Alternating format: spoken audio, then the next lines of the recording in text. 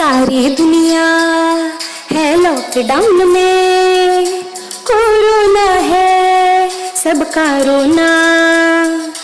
डरने वाली बात नहीं है, सावधानी हमको रखनी है। 1 मीटर की दूरी से बात है हम सबको करनी है। बच्चों आओ पढ़ो सभी, कोरोना से डरो नहीं। बच्चों आओ पढ़ो सभी, कोरोना से डरो नहीं। पढ़ना लिखना है सबको, आगे बढ़ना है सबको।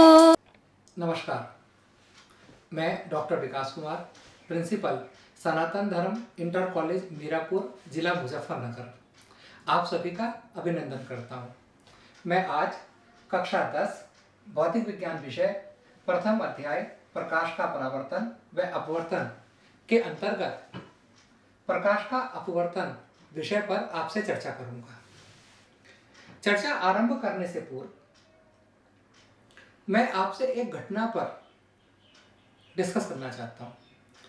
जब हम स्विमिंग पूल में या गांव में किसी तालाब में नहाते हैं, तब हमें आनंद की प्राप्ति होती है, किंतु उसके साथ साथ जब हम अपने तली की ओर देखते हैं, उसके तल की ओर स्विमिंग पूल के, तब हमें कैसा लगता है कि जैसे वो तल ऊपर आ गया हो, थोड़ा सा तल की गहराई जो है स्विमिंग पूल की थोड़ी घट गई हो। अपने पैरों की जो ऊंचाई है वो भी हमें कम होती हुई प्रतीत होती है। ऐसा होता है, आपने सोचा ऐसा क्यों होता है? कभी आपने ऐसा देखा कि कभी ऐसा होता है कि एक हमने अपने पानी लिए गिलास में, और उस पानी में एक मैं सीधी पेंसिल बिल्कुल डाल दूं, और उस सीधी पेंसिल को अगर मैं ऊपर से देख रहा हूं, तब उस पेंसिल में मुझे बिल्कुल सीधी दिखाई देती है। वो पेंसिल, मुझे कोई प्रॉब्लम उसमें नजर नहीं आ रही, सीधी है वो पेंसिल, बिल्कुल सीधी ऊपर से देखने पर। किंतु यदि मैं इसे तिरछा होकर देखता हूं पेंसिल को, तब यह पेंसिल ऐसा लग रहा है कि जहां वायु और पानी, वायु और जल एक दूसरे से मिल रहे हैं, वहां ये पेंसिल थोड़ी तिरछी हो गई है। वो एक दूसरे को, सरफेस को, पेंसिल की वो दोनों सरफेस जो कि एक जगह है यहाँ पर, किंतु यहाँ इस सरफेस पर अलग अलग मुझे दिख रही हैं। ऐसा होता है। एक आपने भी अक्सर महसूस किया होगा कि अगर एक छोटी सी बॉल मैं ले लूं और एक गिलास में पानी लिया, ये कोई जादू नहीं है, ना ये कोई जादुई बॉल है। इस बॉल को अगर मैं पानी में डिप करता हूं, तो आप देखिए इस बॉल का साइज कितना बड़ा हो गया। ऊपर से देखने पे साइज मुझे बड़ा नहीं दिखता, किंतु जब मैं इसे साइड से देखता हूं, या आप क्योंकि साइड से देख रहे हैं स्क्रीन, तो आपको ये बॉल की साइज बढ़ा हुआ दिख रहा होगा। तो ये क्यों है? ये क्यों है ऐसा? इस सब का कारण प्रकाश का अपवर्तन है। कैसे? प्रकाश का अपवर्तन क्या है? मैंने बताया कि हमें जानने की जरूरत क्यों है, क्योंकि ये बहुत सी घटनाएं हमारे दैनिक जीवन में होती है, जिनकी व्याख्या करना, अपने आप को ही संतुष्ट करना, और बल्कि जन समुदाय को संतुष्ट करना, क्योंकि जो बच्चा विज्ञान पढ़ता है उससे अपेक्षा और लोग भी करते हैं कि वो हमारी व्याख्या करेगा। जब कोई प्रकाश किरण तिरछी गमन करती हुई एक पारदर्शी माध्यम से दूसरे माध्यम में प्रवेश करती है, तब दूसरे माध्यम में प्रकाश संचरण की दिशा बदल जाती है। इसे प्रकाश का अपवर्तन कहते हैं।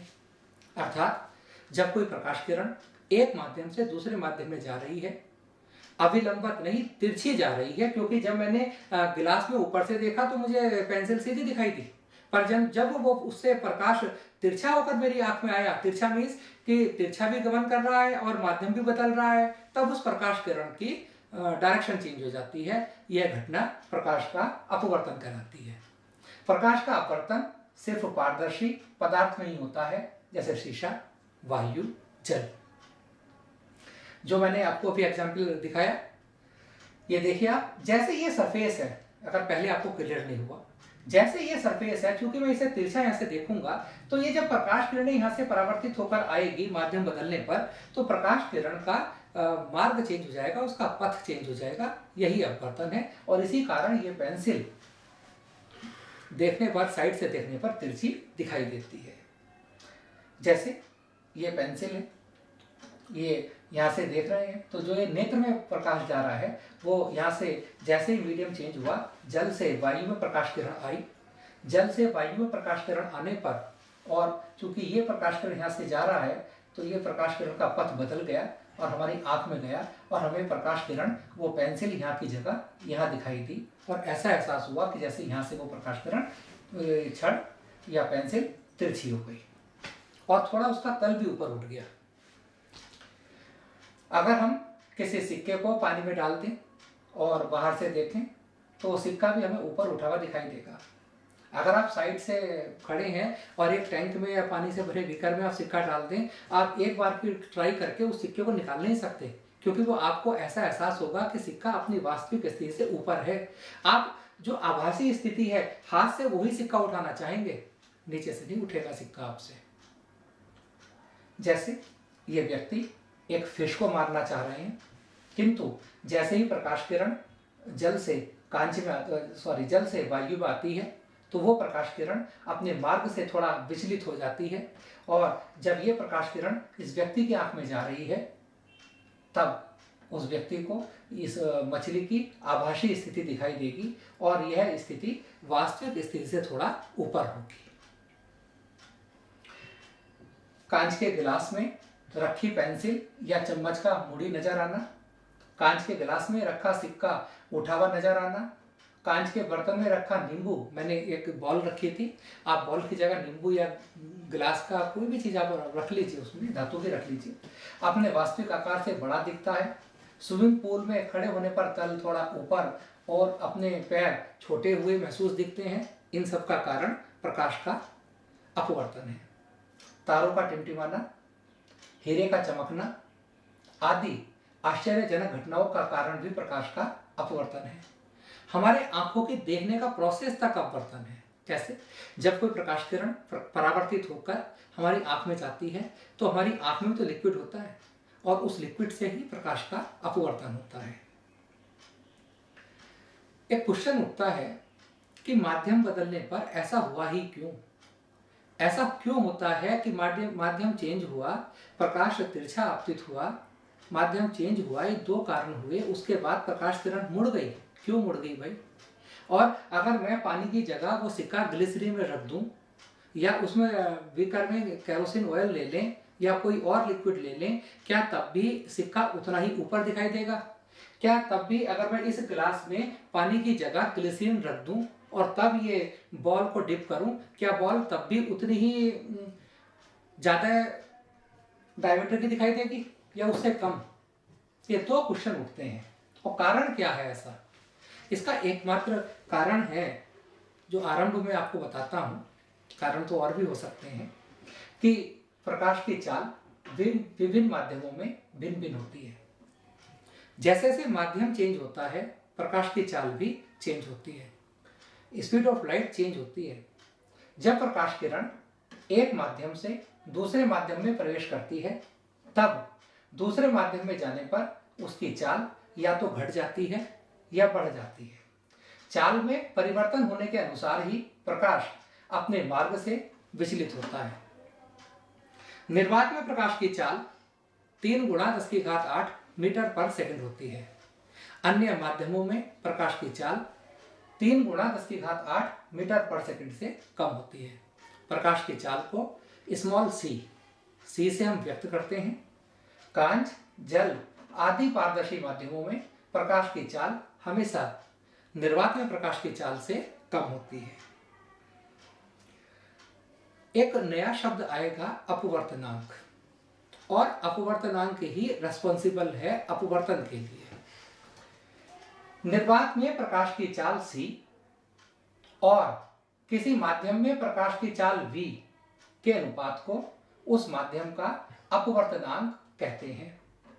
अगर कोई माध्यम है, उस माध्यम में प्रकाश की चाल क्या है और निर्वात में प्रकाश की चाल क्या है, निर्वात में प्रकाश की चाल और उस माध्यम में प्रकाश की चाल के अनुपात को माध्यम का निर्वात के सापेक्ष अपवर्तनांक कहते हैं। इसे स्मॉल n से व्यक्त करते हैं। इसका कोई मात्रक नहीं होता है। n = c/v। चूंकि किसी भी माध्यम में प्रकाश की चाल निर्वात में प्रकाश की चाल से कम होती है, अर्थात v का मान c से हमेशा कम होता है। और जब आप कम मान से ज्यादा मान को भाग करते हैं तब मान हमेशा 1 से ज्यादा आएगा। इस प्रकार मैं कह सकता हूं कि अपवर्तनांक का मान हमेशा 1 से ज्यादा होता है। जल का वायु या निर्वात के सापेक्ष अपवर्तनांक 1.33 होता है। क्राउन ग्लास का अपवर्तनांक 1.52 होता है और डायमंड का अपवर्तनांक 2.42 होता है। प्रकाश किरण जितने अधिक अपवर्तनांक वाले माध्यम में प्रवेश करेगी उतना ही अधिक अपने मार्ग से विचलित होगी। मतलब अब अगर इस गिलास में पानी की जगह कोई ऐसा माध्यम रख दूं जिसका अपवर्तनांक पानी से ज्यादा हो, तब प्रकाश किरण ज्यादा विचलित होगी, वो पेंसिल ज्यादा तिरछी दिखाई देगी, बॉल का साइज और ज्यादा बड़ा हो जाएगा। अर्थात डिपेंड करता है कि इस गिलास के अंदर पानी है तब पेंसिल का मुड़ना, और पानी की जगह दूसरा कोई लिक्विड है तब पेंसिल का मुड़ना अलग अलग होगा। बॉल डालूंगा तो बॉल का साइज भी जो माध्यम है उसके अपवर्तनांक पर निर्भर करेगा। ये एक XY तल है और यह XY तल दो माध्यमों को अलग अलग करता है। इसके ऊपर एक अलग माध्यम है और नीचे एक अलग माध्यम है। ये एक प्रकाश किरण है PQ, और ये एक पहले माध्यम से दूसरे माध्यम में जा रही है, और यह प्रकाश किरण तिरछी आपतित है। देखिए आप, तिरछा स्पष्ट है कि तिरछी आपतित है। जिस बिंदु पर वो आपतित हो रही है Q पर, उस बिंदु को हम आपतन बिंदु कहते हैं। Q आपतन बिंदु है और ये किरण PQ आपतित किरण कहलाती है। बिंदु Q पर एक सतह पर, जो ये दोनों की एक सतह है, अंतरा पृष्ठ है, जो इन दोनों माध्यमों को अलग अलग कर रहा है, इस पृष्ठ पर एक अभिलंब खींच लेते हैं N1 N2, और N1 N2 को हम आपतन बिंदु पर अभिलंब कहेंगे। जब प्रकाश किरण एक माध्यम से दूसरे माध्यम में तिरछी होकर गमन कर रही है तब इस प्रकाश किरण की दिशा बदल जाती है। देखिए ये सीधी जानी चाहिए थी, पर सीधी ना जाकर यह थोड़ा सा N1 N2 की तरफ झुक गई है। ये QR एक अपवर्तित किरण है। प्रकाश के अपवर्तन के दो नियम हैं। पहला नियम, ये जो आपतित किरण है PQ और अपवर्तित किरण है QR, अंतरा पृष्ठ पर जो आपतन बिंदु Q है उस पर अभिलंब N1 N2, ये तीनों एक ही तल में होने चाहिए। दूसरा नियम है, आपतित किरण और अभिलंब के बीच के कोण को हम आपतन कोण कहते हैं। अपवर्तन कोण ये है, और अपवर्तन कोण किसे कहते हैं? आपतन बिंदु पर खींचे गए अभिलंब और अपवर्तित किरण के बीच के कोण को हम अपवर्तन कोण R कहते हैं। ये दोनों लेटर स्मॉल हैं।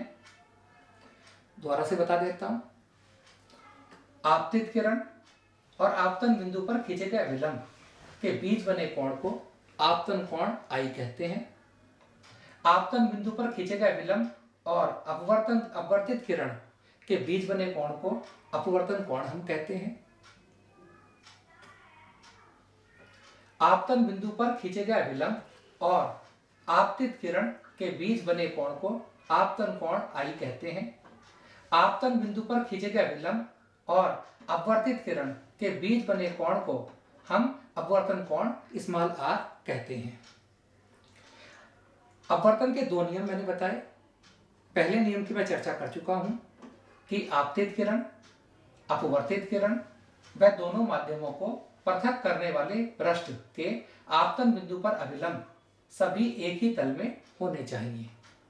दूसरा नियम, प्रकाश के किसी निश्चित रंग तथा निश्चित माध्यमों के युग्म के लिए आपतन कोण की जिया व अपवर्तन कोण की जिया का अनुपात नियत रहता है।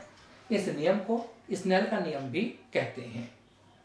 आप समझ लीजिए, ये जो आपतन कोण है इसकी जिया मीन्स साइन I, और ये जो अपवर्तन कोण है इसकी जिया मीन्स साइन R का अनुपात नियत रहता है। और यदि आपतन कोण I है, अपवर्तन कोण R है, तब साइन I बटा sine R is equal to नियतांक।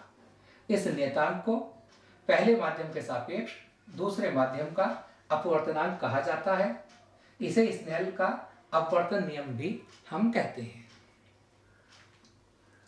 किसी प्रकाश किरण का एक माध्यम से दूसरे माध्यम में जाने पर प्रकाश का अपने मार्ग से मुड़ जाना सिर्फ माध्यम के अपवर्तनांक पर ही निर्भर नहीं करता है, बल्कि यह आपतन कोण पर भी निर्भर करता है। अभी तक हम कह रहे थे कि आपतन कोण इसका रिस्पॉन्सिबल जिम्मेदार है, किंतु अपवर्तनांक के साथ साथ आपतन कोण भी चेंज कर सकता है कि प्रकाश किरण कितना मुड़ेगी या नहीं मुड़ेगी। जैसे ये दो माध्यम हैं, वायु और कांच। एक प्रकाश किरण वायु से कांच में आ रही है, परंतु वह प्रकाश किरण वायु से कांच में जो जा रही है वो तिरछी आपतित नहीं होती है, वो लंबवत आपतित हो रही है। और जब कोई प्रकाश किरण एक माध्यम से दूसरे माध्यम में जाती है किंतु वह अभिलंबत आपतित होती है, तब वह प्रकाश किरण अपने मार्ग से विचलित नहीं होती है। ये देखिए, प्रकाश किरण जैसी थी वैसी सीधी निकल गई और यह अपने मार्ग से विचलित नहीं हुई। इसका कारण, जब दूसरे माध्यम में जाने पर भी यह प्रकाश किरण विचलित नहीं होती है, अर्थात आपतन कोण 0 है इसका, क्योंकि यह अभिलंबत आपतित है। स्नेल का नियम मैंने आपको बताया था, और स्नेल का नियम था n = sin I upon sin R। मैंने I की वैल्यू पुट की, n = sin 0 upon sin R। sin 0 का मान 0 होता है और मैंने sin 0 का मान 0 यहाँ लगाया, sin R का मान 0 आ गया और R = 0 हो गया। अतः अपवर्तन के लिए प्रकाश किरण को तिरछा ही आपतित करना होगा। और अपवर्तन की सही डेफिनेशन जो है कि जब कोई प्रकाश किरण तिरछा गमन करते हुए एक माध्यम से दूसरे माध्यम में प्रवेश करती है, तब वह प्रकाश किरण थोड़ा विचलित हो जाती है, उसका पथ बदल जाता है और इस घटना को प्रकाश का अपवर्तन कहते हैं। सघन व विरल माध्यम। माध्यम दो प्रकार के हो सकते हैं, सघन और विरल। वह माध्यम जिसका अपवर्तनांक अधिक कम होता है वह विरल माध्यम कहलाता है, और वह माध्यम जिसका अपवर्तनांक अधिक होता है वह सघन माध्यम कहलाता है। एक माध्यम जिसका अपवर्तनांक कम है वो विरल माध्यम, और वह माध्यम जिसका अपवर्तनांक ज्यादा है वो सघन माध्यम, डेंस मीडियम, विरल रेयर मीडियम। किसी माध्यम का सघन या विरल होना इस तथ्य पर निर्भर करता है कि हम उस माध्यम की तुलना किस माध्यम से कर रहे हैं। एक व्यक्ति है, उस व्यक्ति के अकाउंट में 10 लाख रुपए हैं। उस व्यक्ति को आप अमीर की श्रेणी में रखेंगे या गरीब की श्रेणी में? कोई भी व्यक्ति या कोई भी चीज की तुलना हमेशा किसी दूसरे से होती है। हमेशा पैसों की तुलना भी, आर्थिक रूप से भी तुलना दूसरे से कर सकते हैं। अगर मैं कहूं जिस व्यक्ति के अकाउंट में 10 लाख रुपए हैं, आप ये बताइए कि वो अनिल अंबानी, मुकेश अंबानी की कंपैरिजन में गरीब है या अमीर है? आप एकदम से कहेंगे वो तो कुछ भी नहीं है, क्योंकि उनके लिए 10 लाख रुपए क्या है? 10 लाख रुपए कुछ भी तो नहीं, तो वो व्यक्ति बहुत ज्यादा गरीब आप मान लेंगे। परंतु अगर उसी व्यक्ति की कंपैरिजन में करने को आपसे कहूं एक ऐसे व्यक्ति से जिसके अकाउंट में ही 1000 या 2000 रुपए हैं, तब क्या कहेंगे? अरे भैया तो बहुत मालदार व्यक्ति है, बहुत अमीर व्यक्ति है। अर्थात इसी प्रकार कोई मीडियम भी, कोई माध्यम भी ना सघन है ना विरल है। वो सघन या विरल होना वो डिपेंड करता है कि हम उसकी तुलना जो जिस माध्यम से कर रहे हैं वो माध्यम कैसा है। एक दूसरे के सापेक्ष उनकी हम गणना करेंगे। किसी माध्यम का सघन या विरल होना इस तथ्य पर निर्भर करता है कि हम उस माध्यम की तुलना किस माध्यम से कर रहे हैं। जैसे अगर मैं आपसे कहूं कि जल कैसा माध्यम है, सघन है या विरल है, तब आपका क्या जवाब होगा? अगर मैं जल की कंपैरिजन, जल की तुलना वायु से करता हूं, तब आप क्या कहेंगे? कि जल वायु की अपेक्षा सघन है। और अगर मैं जल और कांच की बात करूं, तब क्या कहेंगे? आप देखेंगे कांच ज्यादा सघन है, तो आप कहेंगे जल कांच की तुलना में विरल है, ऐसा आप कहेंगे। एक कंफ्यूजन और रहता है कि अपवर्तनांक ज्यादा होना ये कोई जरूरी नहीं कि अपवर्तनांक ज्यादा उसी का होगा जिसका द्रव्यमान घनत्व ज्यादा होगा ना। द्रव्यमान घनत्व, एक एग्जाम्पल मैं लेता हूं, केरोसिन तेल है। आपने देखा होगा कि जब हमारे आसपास कहीं मच्छर वगैरह ज्यादा हो जाते हैं, जोड़े में किसी जहां पानी भर रहा है तालाब में, तो मिट्टी का तेल डाल देते हैं, केरोसिन तेल, और केरोसिन तेल पानी के ऊपर तैरता है। इसका क्या अर्थ है कि केरोसिन तेल का जो घनत्व है वो जल से कम है। केरोसिन तेल का द्रव्यमान घनत्व जो है जल से कम है, परंतु केरोसिन तेल का जो अपवर्तनांक है वो जल से ज्यादा होता है। अर्थात यह भी आवश्यक नहीं है कि प्रकाशित सघन माध्यम का द्रव्यमान घनत्व भी ज्यादा हो। केरोसिन तेल का अपवर्तनांक जल से अधिक है, अर्थात केरोसिन तेल जल की अपेक्षा अधिक प्रकाशिक सघन है, जबकि उसका द्रव्यमान घनत्व जल से कम है। जब कोई प्रकाश किरण एक माध्यम से दूसरे माध्यम में जाती है तब उसकी आवृत्ति चेंज नहीं होती है। यह बहुत पॉपुलर क्वेश्चन है, एनसीईआरटी बुक में भी और अन्य बुक्स में भी बहुत महत्वपूर्ण स्थान रखता है। हमारे एग्जाम में आता है कि कौन सा ऐसा गुण प्रकाश का है जो माध्यम के बदलने पर नहीं बदलता है, और वो गुण मैंने आपको बताया कि आवृत्ति, फ्रीक्वेंसी एक ऐसा गुण है जो माध्यम बदलने पर चेंज नहीं होता है। ये दो प्रकार के माध्यम अब आज आपको समझ आए, एक सघन एक विरल।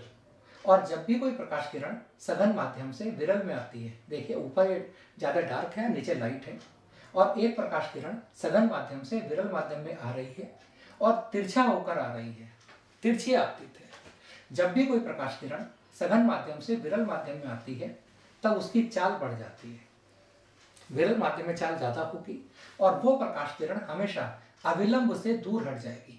आप देखिए, ये प्रकाश किरण आ रही थी, ये सीधी ऐसे जाना चाहती थी डॉटेड, किंतु ये ऐसे नहीं जाएगी, अविलंब से दूर हट जाएगी। और इसके विपरीत अगर मैं बात करूं कि एक प्रकाश किरण विरल माध्यम से सघन माध्यम में आ रही है, तिरछी आपतित है, तब उसका भी मार्ग बदलेगा, किंतु उसका मार्ग पहले से विपरीत होता है और यह प्रकाश किरण अविलंब की ओर झुक जाती है, क्योंकि जब कोई प्रकाश किरण विरल माध्यम से सघन माध्यम में जाती है तब उसकी चाल कम हो जाती है और वह अविलंब के पास आ जाती है।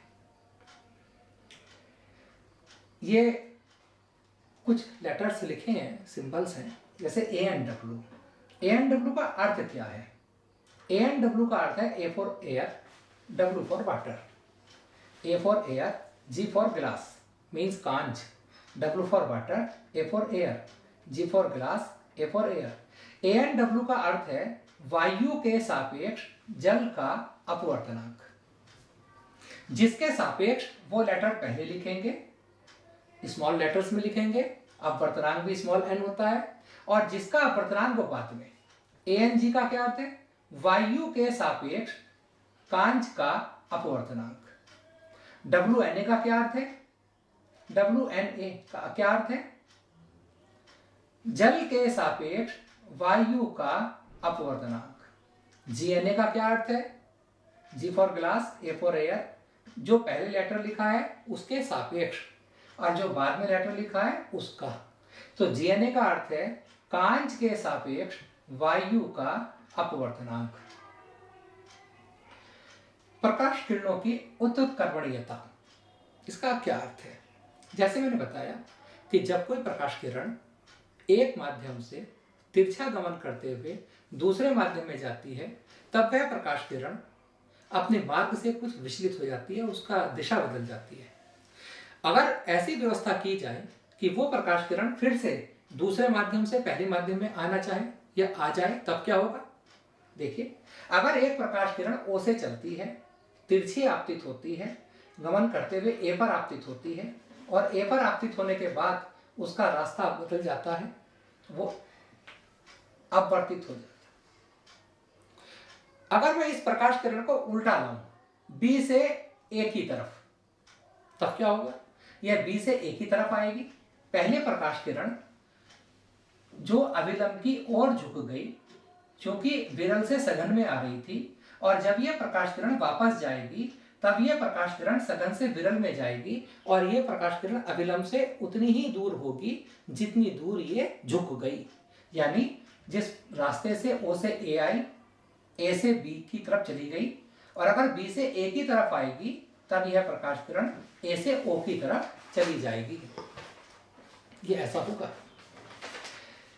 पहली स्थिति की बात करता हूं। कौन सी स्थिति की बात करता हूं? कि जब प्रकाश किरण ओ से ए की ओर आई, विरल से सघन माध्यम में जा रही है, तब यह प्रकाश किरण अविलंब की ओर झुक गई। आपतन कोण आई है, अपवर्तन कोण आर है, पहली स्थिति में। और जब प्रकाश किरण वापस बैक जा रही है तब आपतन कोण आर होगा और अपवर्तन कोण आई होगा। अब इसे ध्यान से देखिए। यदि प्रकाश किरण वायु से कांच में आने की बात चल रही है कि ऊपर वाला माध्यम, ये वाला माध्यम वायु है और ये वाला माध्यम कांच है। अगर प्रकाश किरण वायु से कांच में आ रही है तब आपतन कोण आई है, कांच में अपवर्तन कोण आर है, तब वायु के सापेक्ष कांच का अपवर्तनांक ANG की वैल्यू स्नेल के नियम से sine I upon sine R होगी। और यदि कांच के भीतर प्रकाश किरण BA दिशा में चले यानी वापस हो गई, तब कांच में आपतन कोण R होगा तथा वायु में अपवर्तन कोण I होगा। तब I की जगह R हो जाएगा और R की जगह I, ANG की जगह GNA। क्योंकि पहले प्रकाश किरण वायु से कांच में जा रही थी, तब हम बात कर रहे थे वायु के सापेक्ष कांच के अपवर्तनांक की, और जब किरण वापस गई तो हम कांच से वायु में जा रही है और हम बात करेंगे कांच के सापेक्ष वायु के अपवर्तनांक की sine R upon sine I। और इन दोनों समीकरणों की सहायता से हम देख सकते हैं कि ये दोनों एक दूसरे के उल्टे हैं, और हम कह सकते हैं ANG इक्वल टू 1/GNA। अर्थात हम कह सकते हैं कि वायु के सापेक्ष कांच का अपवर्तनांक